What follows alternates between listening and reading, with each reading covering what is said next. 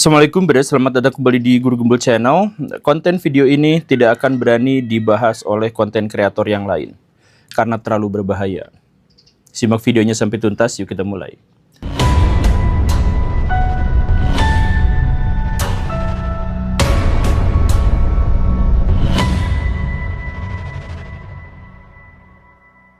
Juli 2024, Kepala Badan Perlindungan Pekerja Migran Indonesia, Benny Ramdhani, itu mengatakan bahwa dirinya sudah mengetahui siapa sesungguhnya yang menguasai judi online di Indonesia. Orang yang dimaksud itu ada di Kamboja, perusahaannya juga ada di Kamboja, dan inisialnya itu adalah T. Pak, tapi sosok T itu WNI atau seperti apa, Pak? WNI. WNI atau seperti apa, Pak? No comment. Pak, no comment. Beliau tidak berani mengungkapkan lebih dari itu, dia hanya menyebutkan pokoknya namanya diawali oleh huruf T. Tetapi setidaknya kata dia sudah mengatakan itu kepada Pak Jokowi, Presiden Indonesia, Pak Mahfud MD yang pada waktu itu adalah Kemenkumham, kemudian disampaikan juga kepada Pak Listio Sigit dan sebagainya, dan semuanya kaget, semuanya gemeter. Tapi setelah itu tidak ada kabar berikutnya.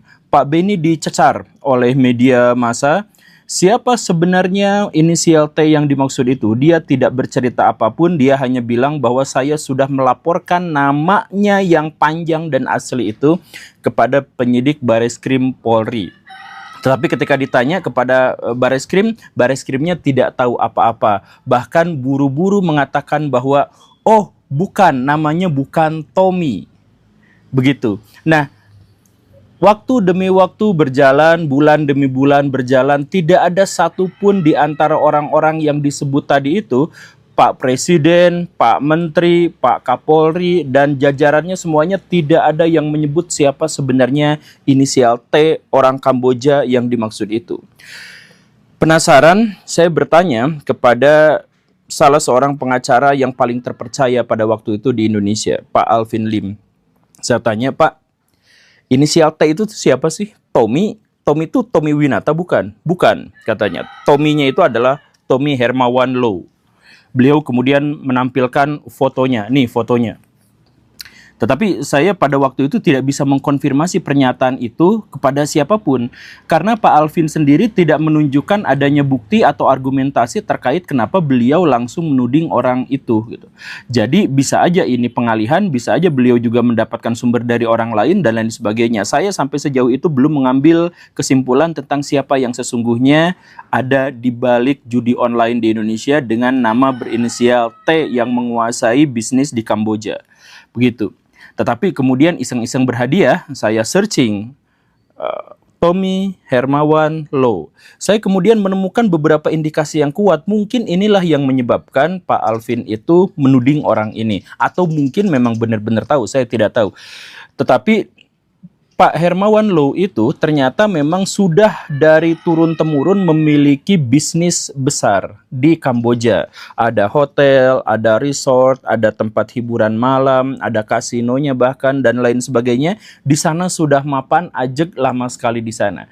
Dan selain itu, yang cukup unik adalah Pak Tommy Hermawan itu, kalau dia punya perusahaan, dia ngasih nama perusahaannya itu Dewa. Jadi apa-apa Dewa. Jadi punya klub di Indonesia, klub bola yang sedang rising star. Baru aja tahun 2009 itu muncul, sekarang udah bisa sejajar dengan Persib, sudah sejajar dengan Persija dan lain sebagainya. Dengan duit yang sangat berlimpah. Ini klub bola paling muda tapi salah satu yang paling kaya di Indonesia, Dewa United. Kemudian ada juga dewa-dewa yang lain. Nah, kan judi juga namanya Dewa. Kemudian yang di Kamboja itu juga namanya Dewa. Kampung Dewa gitu. Nah, apakah Dewa yang dimaksud itu adalah perusahaan Pak Tommy Hermawan? Ya, sekali lagi karena Pak Tommy Hermawan itu punya kebiasaan nama perusahaannya itu semuanya dipakein dengan nama Dewa gitu. Kalau misalkan Baraya adalah orang etnis Tionghoa, mungkin Baraya mengerti kenapa ada satu pengusaha itu kasih nama perusahaannya itu selalu sama di banyak tempat gitu.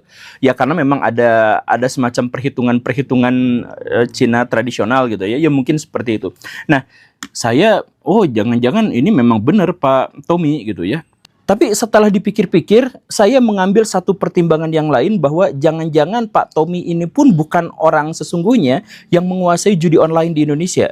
Tapi ada orang lain yang kemudian mencari pengalihan dengan menggunakan nama Pak Tony Hermawan. Kenapa bisa seperti itu? Karena yang saya lihat penguasa judi online ini overpower luar biasa. Punya kekuatan yang sangat besar. Bayangkan Presiden, Kapolri, Menteri di Indonesia, itu polisi di Indonesia, itu tidak ada yang berani menyebut namanya. Padahal udah disebut Pak ini namanya gitu ya sama Pak Dini tadi. Itu gak ada satupun yang menyebut namanya. Artinya apa? Artinya orang ini tuh benar-benar overpower. Ada kemungkinan bahwa dia adalah termasuk orang yang sanggup untuk mengintimidasi dan mengancam seorang presiden. Atau bahkan mungkin orang inilah yang menjadi sponsorship utama dari pemenangan seorang hingga dia menjadi presiden. Atau bahwa dialah ada orang yang dua-duanya sekaligus. Dia mampu mengintimidasi dan karena dia adalah sponsor utama dari seorang presiden. Mungkinkah seperti itu? Ya mungkin, karena maksudnya gini, logika berpikirnya sangat sederhana. Orang Indonesia sedang nyari-nyari siapa dalang di balik judi online yang telah menguras uang rakyat Indonesia ratusan triliun setiap tahunnya. Dia menjadi musuh bersama. Dia menjadi penyakit dari masyarakat. Dia menjadi pangkal dari kehinaan Indonesia. Tapi ketika namanya disebutkan di depan presiden, presiden bungkam. Disebutkan kepada Kapolri, Kapolrinya bungkam. Nah, artinya apa? Ini orang overpower banget gitu. Jadi kalaupun misalkan dia ada yang menyebut namanya adalah Tommy Hermawan, yang dia adalah bendahara KONI, dia adalah begini begitu dan sebagainya, bisa saja orang itu begitu. Tapi bisa juga itu sebenarnya adalah lapis kedua dari upaya untuk menggiring opini publik agar tidak tahu tentang siapa yang sesungguhnya ada di balik judi online di Indonesia. Makanya ini overpower banget. Atau lebih tepatnya, saya tidak mengatakan dia overpower. Saya mengatakan kemungkinan yang lain adalah bahwa Presiden Indonesia itu lemah banget. Sampai bisa dikuasai oleh orang judi online. Itu kan kesimpulan yang mungkin bisa ditarik dari kasus ini ya. Bisa benar, bisa salah, tapi kesimpulan itu adalah masuk akal. Lalu, April 2025, majalah Tempo itu melakukan investigasi langsung ke Kamboja, ke Sihanoukville, ke tempat yang konon katanya di situ adalah pengendali judi online. Dan memang ditemukan di sana ada kampung yang namanya Kampung Dewa. Semua penduduk di sana orang Indonesia. Semuanya perantauan dari sini. Dan mereka bekerja di gedung-gedung, di kantor-kantor ya yang semacam itu, di sana lengkap semuanya. Dan diwawancara 1-2 orang, ya mereka membenarkan mereka orang Indonesia dan mereka membenarkan bahwa mereka adalah operator judi online. Apa nama perusahaannya mereka tidak sebut, siapa pemilik perusahaan itu mereka juga tidak sebut. Jadi majalah Tempo hanya hawar-hawar mengatakan mencurigai atau dimungkinkan atau diduga dan lain sebagainya itu orang ini, orang ini, orang ini. Yang konon katanya itu 2 orang yang kemudian mengemuka itu adalah Tommy Hermawan Loh lagi-lagi dan kemudian adalah Pak Dasko, wakil Ketua DPR RI saat ini dan salah satu pembisik terkuat dari Pak Prabowo Subianto. Wah, ini kalau benar-benar seperti ini berarti luar biasa. Ternyata penguasa judi online di Indonesia adalah pejabat tinggi di Indonesia, bahkan salah satu yang tertinggi, bahkan lingkar terdalam dari presiden dan pembisik dari semua informasi-informasi dan masukan-masukan kepada Pak Prabowo itu berasal dari situ. Pak Dasko yang dikabarkan sebagai terlibat pada judi online. Wah, kalau memang benar-benar begini, ini salah satu skandal yang sangat-sangat luar biasa. Tapi kemudian saya tuh kan penasaran. Saya gak bisa mengakses Tempo karena itu kan harus berita yang berlangganan. Nah, itu saya tuh dapat hawar-hawarnya dari kutipan-kutipan berita yang lain, dari media yang lain, bahwa Tempo katanya menyebut ini, Tempo katanya menyebut ini. Saya belum bisa pada waktu itu. Jadi, ya sudahlah, saya berlangganan Tempo saja, klik pas mau berlangganan, gak bisa masuk. Kenapa seperti itu? Kenapa saya nyari-nyari ke tukang mang-mang gimana caranya untuk mendaftar gitu ya? Susah. Terus saya baca di Tempo itu ternyata sejak dia menginvestigasi dan memberitakan hasil investigasi soal judi online itu, dia mendapatkan serangan DDoS itu habis-habisan. Ketika berita itu ditayangkan, dia sudah diserang sama sekitar 700 juta serangan cyber. Dan mungkin sekarang sudah tembus sampai miliaran. Inilah yang menyebabkan katanya Tempo untuk sebagian fasilitas tidak bisa dibuka, untuk sebagian berita tidak bisa dipublikasikan gitu. Semuanya tertutup gara-gara serangan ini. Jadi ini serangan yang luar biasa besar, dan serangan ini bahkan lebih besar daripada serangan-serangan yang pernah dihadapi oleh Tempo hari-hari sebelumnya. Jadi kalau misalkan soal RUU TNI, soal apa dan sebagainya, Tempo itu tidak mendapatkan serangan sekuat ini. Nah, makanya ketika saya berpikir, ketika saya membuat video ini, apakah saya juga akan mendapatkan serangan yang sebesar itu? Semoga tidak seperti itu ya. Tapi ya, tujuan saya ngonten kan sebenarnya bukan hanya cari AdSense, Baraya. Tujuan ngonten saya itu adalah bagian dari perjuangan. Makanya ya mungkin ini berbahaya, tapi saya ambil aja risiko ini. Tapi yang jelas katanya Tempo diserang. Jadi saya tidak bisa mengakses berita-berita yang ada di dalamnya gitu. Cuman serpihan-serpihan berita-berita dari luar yang katanya menyebut nama itu gitu. Ya sudah, saya cari jalan lain, saya ketik di Google Tommy Hermawan Law. Ternyata tidak ada berita yang signifikan. Adanya itu adalah berita 1 hari 2 hari yang lalu yang menjelaskan prestasi Tommy Hermawan. Tapi dibuatnya berita itu 1 hari 2 hari yang lalu. Saya cek, kemudian saya cek juga Dasko, saya ngetik aja di Google sembarang Dasko gitu ya. Nah, berita-berita yang berkembang di situ semuanya itu berita yang 1 hari yang lalu, 2 hari yang lalu, 3 jam yang lalu. Jadi berita-berita ini semuanya adalah berita baru. Kemudian isinya itu adalah Dasko ngobrol sama Pak Rocky Gerung, Dasko berbicara tentang nasionalisme. Kemudian saya agak ke bawah cari di laman berikutnya, itu semuanya penuh dengan penyangkalan. Dasko difitnah. Ilmuwan ini, peneliti ini, aktivis ini mengatakan bahwa ada serangan terhadap citra Dasko yang begini begitu dan sebagainya. Semuanya membela Dasko. Dalam situasi Tempo tidak bisa memberitakan secara leluasa tentang bagaimana Pak Dasko itu dituding sama mereka sendiri, tapi media-media semuanya kompak dalam 3 hari, semuanya memberitakan penolakan tentang status Dasko sebagai bagian dari jaringan judi online di Indonesia. Semuanya kompak. Silahkan Baraya cek Google, itu dari laman 1, laman 2, laman 3, laman 4, sampai laman 7. Itu semuanya justru adalah upaya menyangkal keterlibatan Pak Dasko. Jadi kenapa media massa tiba-tiba kompak semuanya dalam 1 hari? Ini dalam 1 hari semuanya langsung menyangkal keterlibatan itu. Kan sebenarnya ini agak aneh sih. Cek aja Baraya, coba lihat. Ini saya tuh jadi curiga akan hal ini. Jadi ceritanya gini Baraya, kan saya tuh punya aplikasi analisis media. Nah, aplikasi analisis media itu bisa saya gunakan untuk mengecek siapa buzzernya, di mana, dan sampai berapa banyak berita-berita yang mereka sampaikan. Nah, dari analisis media itu, saya kemudian mengambil sebuah kesimpulan bahwa ada modus-modus tertentu bagaimana caranya untuk menghapus sebuah isu, mengalihkan sebuah isu, atau menutup sebuah isu. Caranya, ini cara di media ya, melalui analisis itu. Caranya gini, kurang lebihnya. Misalkan, Baraya sedang diviralkan, selingkuh. Nama Baraya adalah Ujang, kemudian Baraya selingkuh. Dan itu kemudian viral di media massa dan di media sosial. Bagaimana cara mengalihkan berita itu? Caranya adalah, cari kata kunci yang paling populer di situ, yaitu misalkan nama Baraya Ujang ya, Ujang selingkuh, kan begitu ya.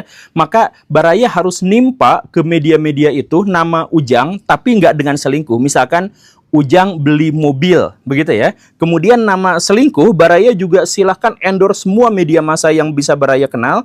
Kata bikin judul selingkuh Nia Ramadhani, misalkan begitu. Nah, kalau sudah seperti itu, maka media-media itu, maka laman terdepan di Google itu, dan media-media konvensional itu akan menampilkan bukan Ujang selingkuh lagi, tapi Ujang berprestasi, ketika nyari selingkuh akan selingkuh Nia Ramadhani, selingkuh Lia Ramadhani, dan lain sebagainya. Begitu caranya. Nah, modus yang seperti itu pernah saya sadari ketika kita membahas tentang Kortaks. Kortaks itu kan dulu pernah dihujat habis-habisan gitu ya. Nah, tapi 3 hari atau 2 hari setelah hujatan habis-habisan terhadap Kortaks itu, semua laman di Google itu, yang laman pertama, laman kedua itu positif semua. Kortaks bagus, ini bisa kok, ini tinggal masyarakat aja yang berlatih dan sebagainya, kok jadi positif semua? Karena caranya begitu. Jadi kata kuncinya Cortax gitu dan pajak. Nah, pajak dicari, jadi mereka akan mengendorse media-media konvensional untuk tolong dong beritakan ini soal pajak begini dan tolong beritakan Cortax yang begini-begini. Maka Cortax yang dibully itu di media massa akan hilang dengan sendirinya di laman terdepan Google. Kurang lebih cara kerjanya adalah seperti itu. Nah, ini juga sama gitu. Jadi ketika saya ngetik Dasko, kan kata kunci yang kemarin viral gara-gara Tempo itu adalah Dasko judi online. Nah, ketika ngetik judi online, Daskonya nggak ada. Ketika ngebahas Daskonya, semuanya adalah tentang penyangkalan Dasko dan atau tentang bahwa Dasko itu sedang ngobrol sama Rocky Gerung atau sedang berbicara tentang nasionalisme dan lain sebagainya. Jadi ini tuh media tuh seakan-akan di-endorse gitu. Saya hanya bilang seakan-akan karena saya juga tidak tahu ya.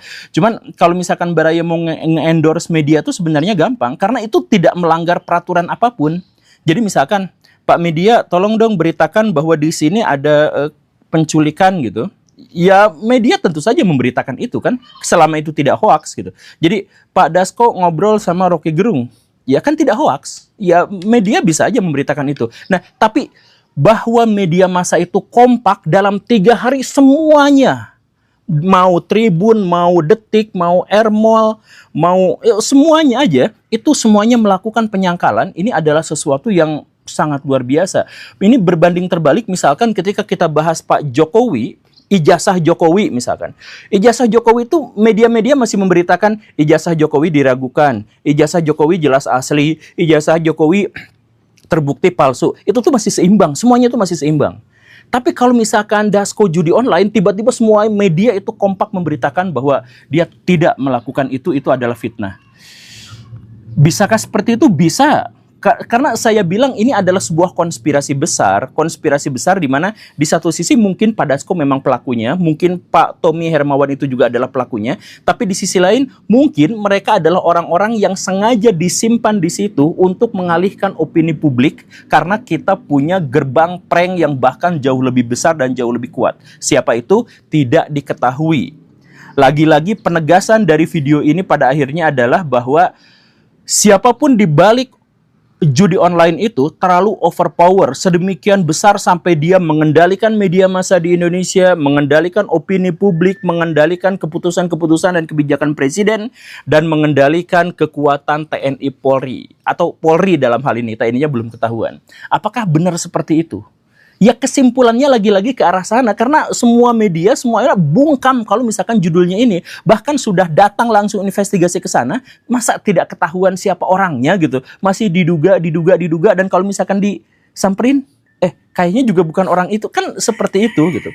Jadi orang ini adalah overpower sedemikian sehingga Presiden bungkam, sedemikian sehingga media-media di Indonesia tidak berani untuk berbicara dan terlalu overpower bahkan sampai Pak Ferdi Sambo rela divonis mati hanya untuk tidak menyebutkan siapa pengendali judi online di Indonesia.